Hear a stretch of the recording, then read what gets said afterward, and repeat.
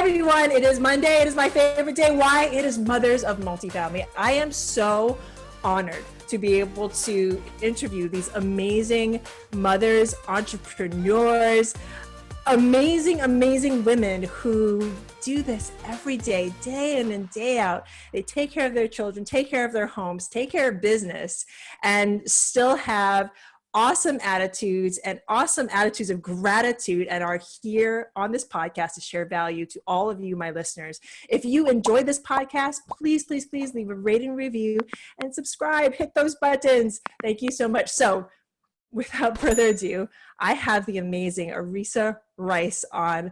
Welcome, Arisa. Thank you, Feely. So awesome to have you on. So, folks, Arisa was born in a small town in northeastern Colorado. After some college, I love how you say some college, she joined the Army as a Korean linguist, where she met her husband at the Defense Language Institute in Monterey. And another reason why I love Arisa, she was stationed in Hawaii, where she gave birth to her first son, proceeded to get her degree in Korean language at the University of Hawaii Manoa, while stationed on Oahu, where she also received her commission at UHROTC and served in the Hawaii Army National Guard. Wow, that's amazing. So her story: when her husband was discharged from active duty, she transferred to the Colorado Army National Guard, and she was the commander of the 128th Mobile Public Affairs Detachment. She resigned her commission when she gave birth to her third child and proceeded to stay home and focus on raising her kids for the next 10 years. Her first experience with real estate investing was when she bought her dream farm, oh my goodness, in northeast of Denver. She was unable to sell her suburban home for a good price, so she decided to rent it out. She had excellent tenants and was able to rent it out for considerably more money than her mortgage.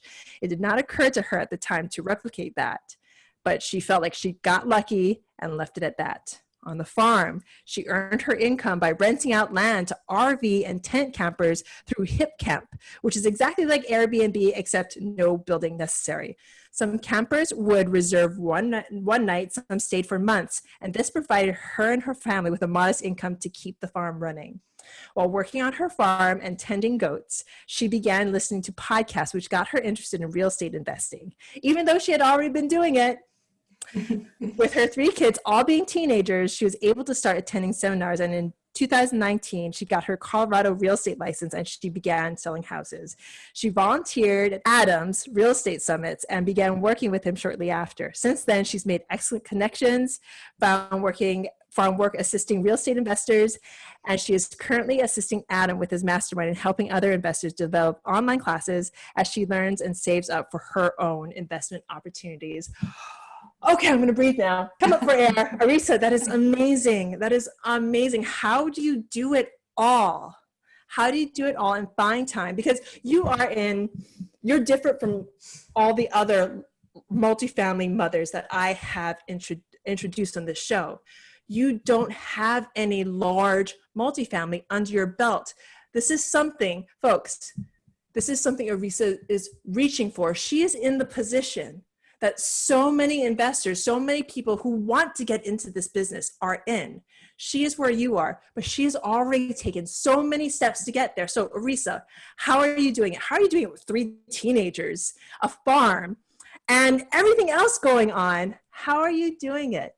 Well, you just have to prioritize, right? So I think the first thing I just really started doing was educating myself. I actually didn't do anything for a long time. And once I began listening to podcasts and learning just about self-education, a whole new world began to open up for me. One of the problems was I didn't have access to capital. So I'd listen to some of these podcasts and I want so bad to join some of these coaching programs, but there was just no way I could lay down $30,000 for this, or even like a few $1,000s for a summit. So I just had to get creative and resourceful. And I thought, okay, I just, and also I had to get the confidence back, right? I'd been a stay-at-home mom and a goat farmer, for a while now. And I thought, I finally, decided I'm just going to do it. I'm going to stick my neck out there. And I got a ticket to Rod Cleef's event in Tampa. That's awesome. Yes. And that is where it was I was so out of my comfort zone. I didn't know anything about anything. And I thought, I'm just going to keep my mouth shut and I'm going to learn, right? I'm not qualified to be in this room with these people. I'm just going to keep my mouth shut and learn. Well, and that's what I did for the first day. But as time went on, Rod he made you mingle, he made you introduce yourself. And at first I was like, not going to tell anybody that I was a goat farmer. I mean, these people would laugh at me. But finally, after a few days with some people, I did say, well, I am a goat farmer. Well, that opened so many doors for conversation. The thing that I was most embarrassed about, that I'm like, I'm here with these multimillionaires. I'm not going to tell them that I milk goats and, for a living. But people, I remember Ferris Musa came up to me and he's like, oh, I used to raise rabbits when I was a kid. And what do you do? And it just opened. It was like a conversation starter. And then all of a sudden the wall came down and I'm like, you know what? We're all just people, right? We're all just people. And then somebody, I've been sitting next to him for a couple of days. He says to me, you should stand up and ask a question and say, my name's Arisa, and you say where you're from Colorado. He's like, just doing that will open doors for you. I'm like, there's no way I'm going to get up and ask a question with a microphone in front of like 300 people.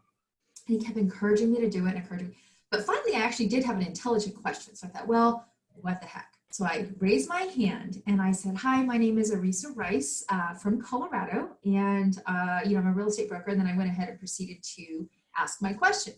Well, that step just opened up so many doors, because then at the next break, everybody's like, do you know Adam Adams? Do you know who? I'm like, no, I don't know who this Adam. Everybody's asking me, do you know Adam Adams? I did not know who he was.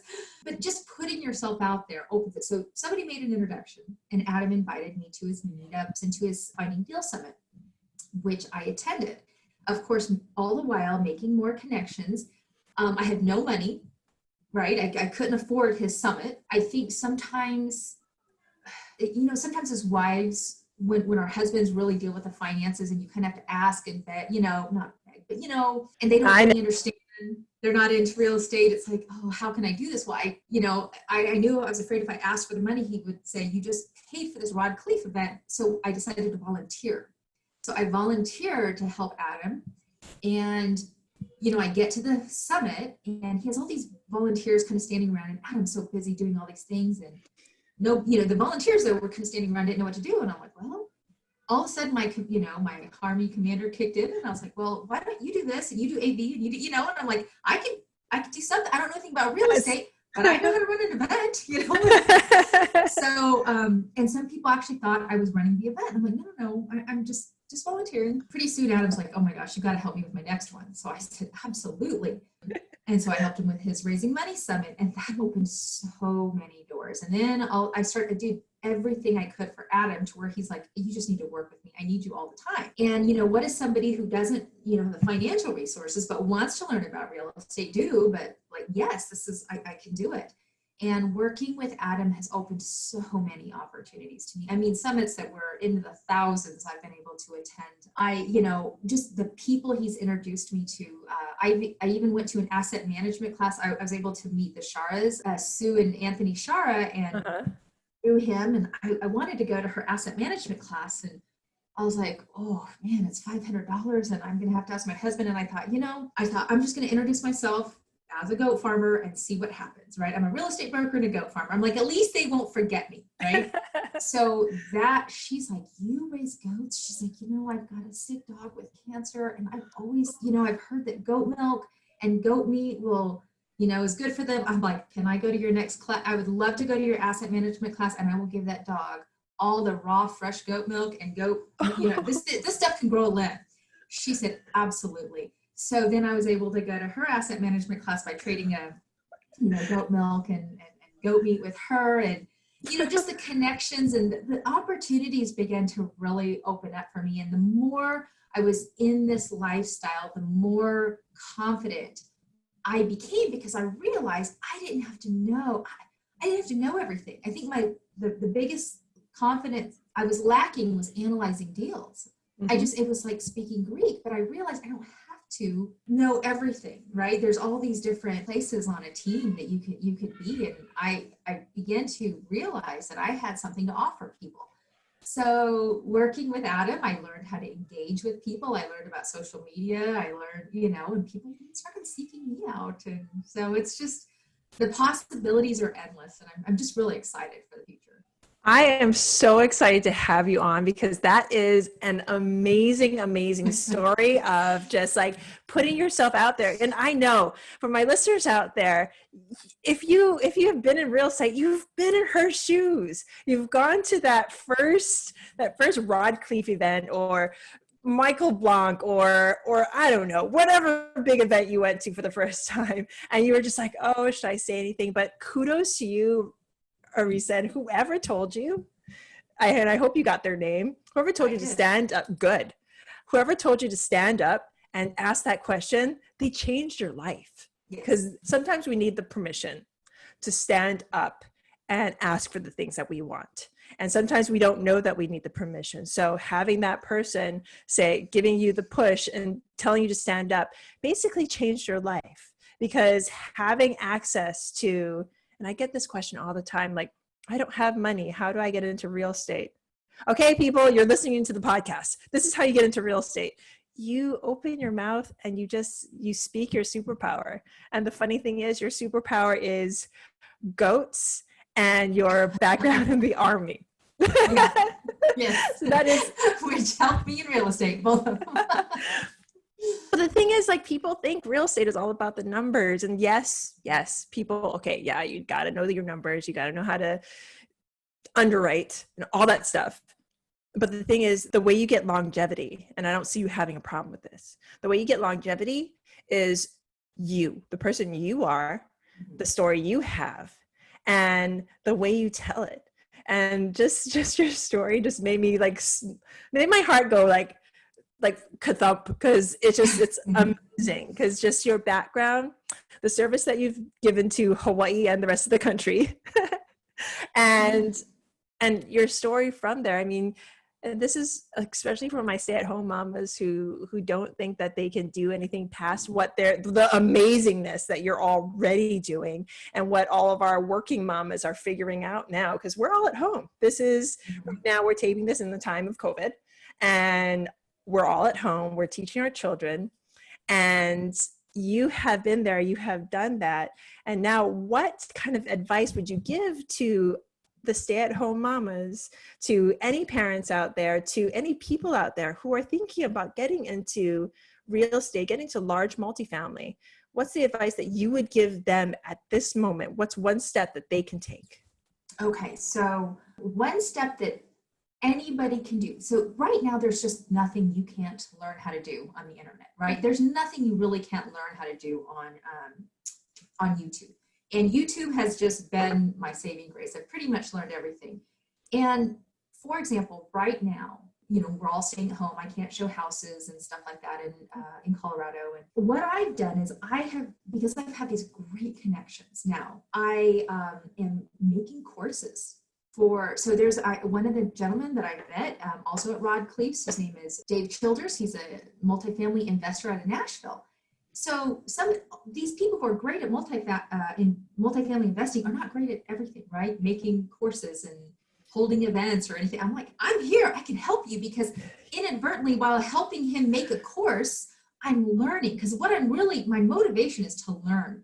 But the way that I can learn for free, because multifamily education is not cheap. So I have to offer more value, just as much value as I can, because I know the class is going to be phenomenal, because I'm going to make it phenomenal, right? I'm not going to half-ass anything.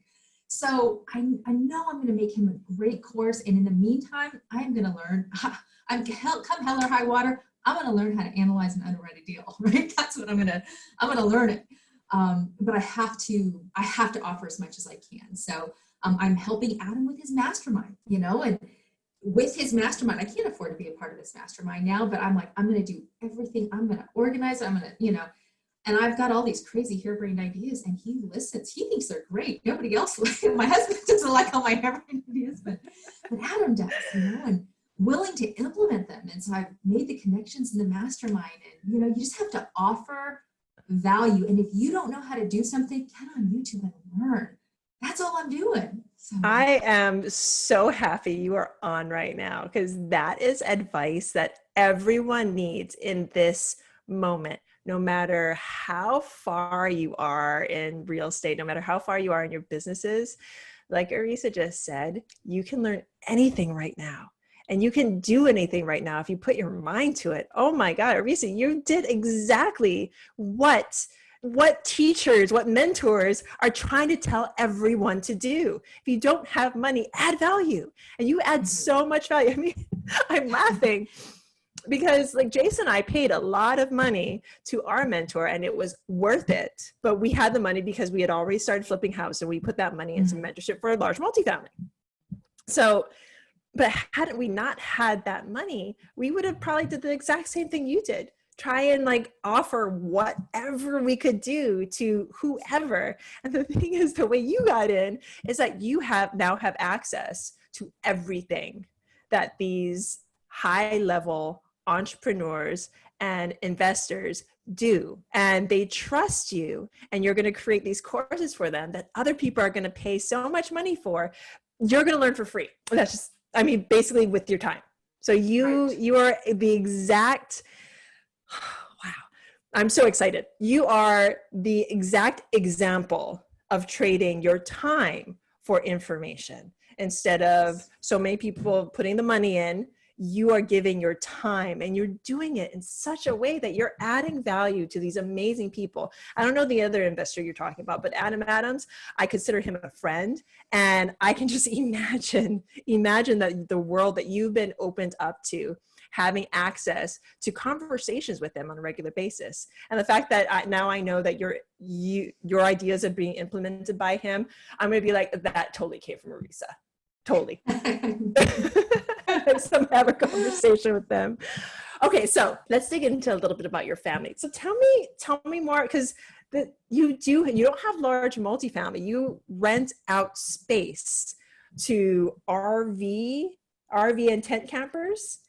So that is kind of like multifamily, kind of. Tell me a little bit more about that. It's just a really great opportunity if you have a little bit of land. And I have, my farm's on 43 acres. Wow. I bought it, fortunately I bought it back before the Colorado prices went insane. Wow. Thank God. But I wasn't doing it as an investment in mind, right? Again, I'm just thinking, I've always wanted my dream farm and stuff. And when I couldn't make money raising, vegetables, because you'd spend 4 months doing the whole organic thing and people still want to pay 25 cents for a cucumber. And I'm like, oh my goodness, this is organic. Do you know what I've done? And I just couldn't make money selling and raising. But the agritourism industry is huge, right? And I'm like, okay, I can bring city folks to my farm and teach them how to milk goats and collect the eggs and provide, just kind of a little farm experience. It's not even like a really time consuming, because I've decided I didn't want to spend all this time with them. I just wanted to show them around, let them collect. I used to try to sell eggs for $5 a dozen. And if my husband would forget to bring them to Denver, I would literally have to make 30-mile round trip, go to Denver, come back for $5, right? If you forget to bring them to work. So I decided to give them away for free to my Hipcampers. And city folks love collecting fresh eggs from, the chickens and milking the goats and stuff like that. All I had to do was kind of show them around and let him do some of the chores I was doing anyway. And I get $50 a night per camper to camp in my goat pasture. And they loved it. And so it got to the point where, I sort of got a little reputation on Hipcamp. And then I'd have Boy Scout troops come out, and that's a pretty good, so when you're talking, when you have no income and then you're going to a few $100s to sometimes even a few $1,000s a week, and that's a huge deal. And it's not consistent, right? It's of course in the winter, it's mainly dead. But then as Hipcamp became more popular, I'd get longtime renters. They'd be like, hey, can I just park my RV here and live here? I'm like, sure. I'd give them my price. And not everybody wants to camp or park their RVs or their tiny homes like in a campground or something. You just kind of never know. They'd rather have just kind of a nice, beautiful, spacious farm with goats roaming around and all the free eggs you can eat. So, and that is something that I can provide. So, I know where I'm staying next time I'm in Colorado. I'm just saying. I'm calling you up. I'm not joking. Not at all. Well, you are welcome anytime. Your business plan, that's just amazing. That's like hashtag goals for me. Seriously, I'll buy half of your farm right now. But seriously, like that, give yourself a little bit more credit, because that's real estate investing. You invest in, even though you happened into it, that is real estate investing at its finest, because you got into the market, a market that people would kill to get in now. And you made it work. You're making money in a market that people probably have a hard time breaking into. And these are people that have the education, put the money in, put the work in, and they can't break into, especially the Colorado marketplace. And you have this niche market that you can cater to, and you have, I can only imagine, like the best reputation on Hipcamp, and you have people flocking to the value that you're going to add to their lives. Arisa, you are amazing. Oh, thank you. Thank you. How do you do it with 3 kids? Well, you have to prioritize. So when you do have children, I mean, it's very, very easy, especially when you start working again, to let kids get on the back burner. And so I didn't do it perfectly. I mean, there was a while where I was getting these calls from my teacher, like, your kids are not turning in the homework anymore. And this is shortly after I started working. And I was like, okay, I had to make some adjustments, work with Adam, and like, okay, Adam, this is what I can do, this is what I can't do, getting back on track. So I'm not by any means perfect. I think I'm still figuring it out. But I think one of the biggest pieces of advice is take care of your children, but forgive yourself if something slips. Don't neglect them, but if you have to take a call, it's not going to kill them. I think when they were younger, I thought I had to be the best mother, like that they could interrupt me for everything. And I thought that I had to drop absolutely everything I was doing to cater to these children. Otherwise I was a bad mother. Well, then I raised these monsters who interrupted everybody, so it's like they also had to learn some discipline. And it was a new reality for somebody who my whole life was catering to their every needs and their wants, to now I'm working. And they have to get some independence. They are teenagers, and they are capable of doing their own laundry, and they are capable of fixing their own snacks. I know.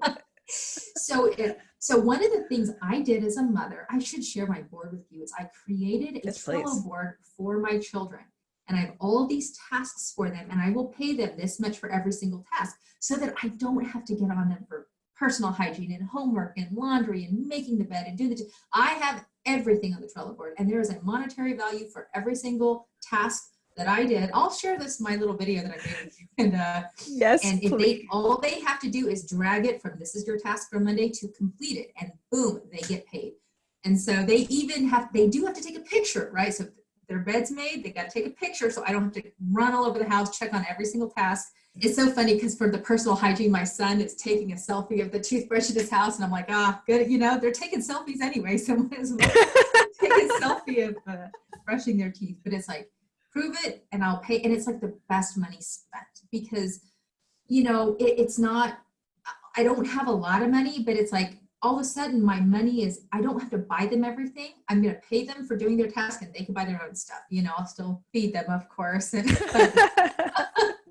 That is an amazing system. Please, please, please, if you wouldn't mind sharing. My children are 1, 3, and 5.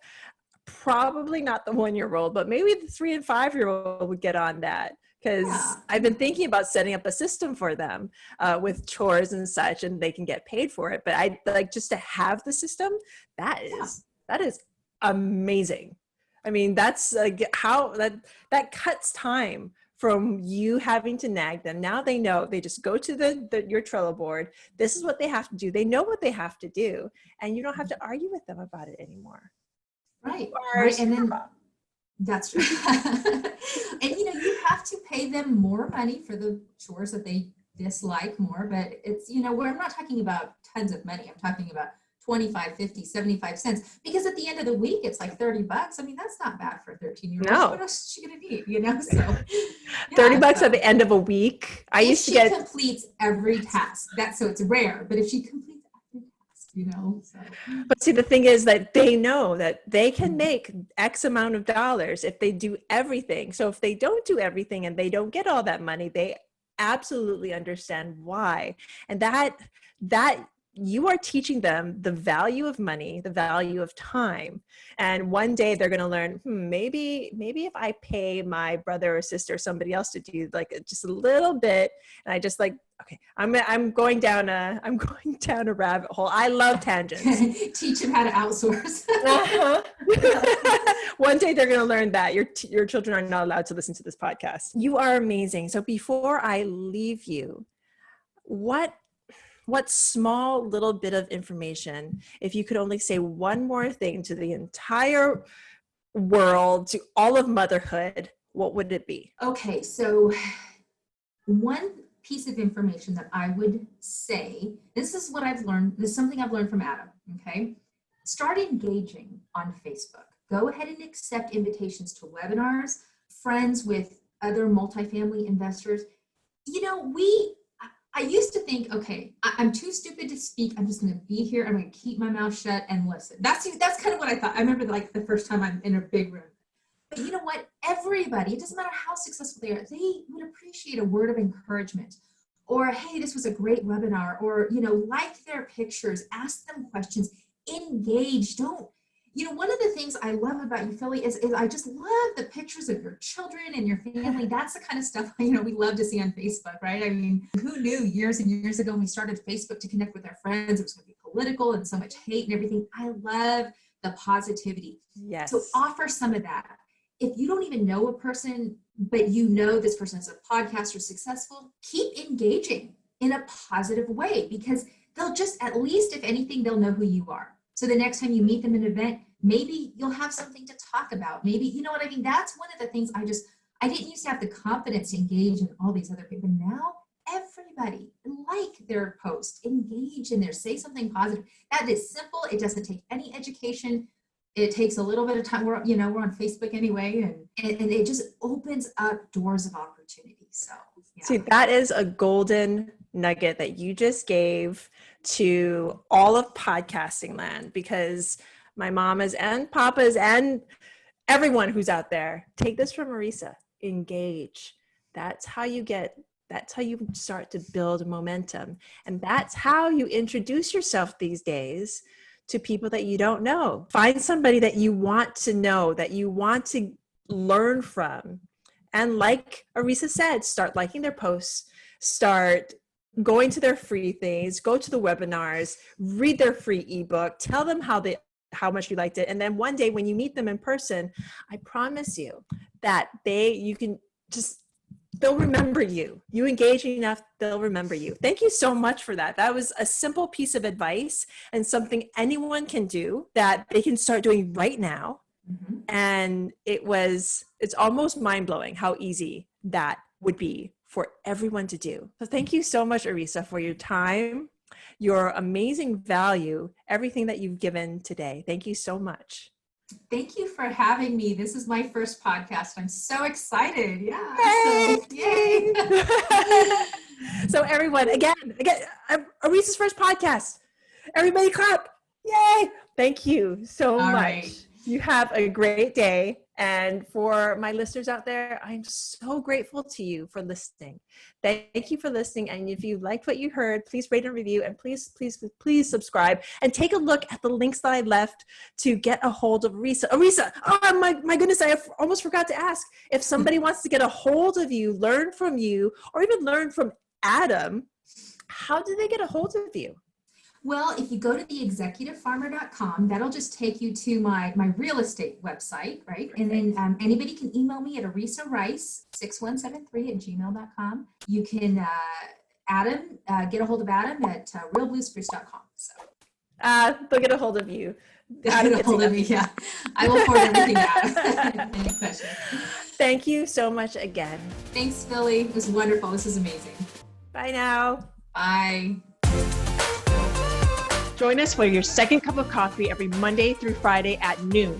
Live every day, bringing us our best content we've done so far. Super excited, super engaging, bunch of great guests. We're here to answer your questions, and we so appreciate you listening. Make sure to check this out. Can't wait to see you.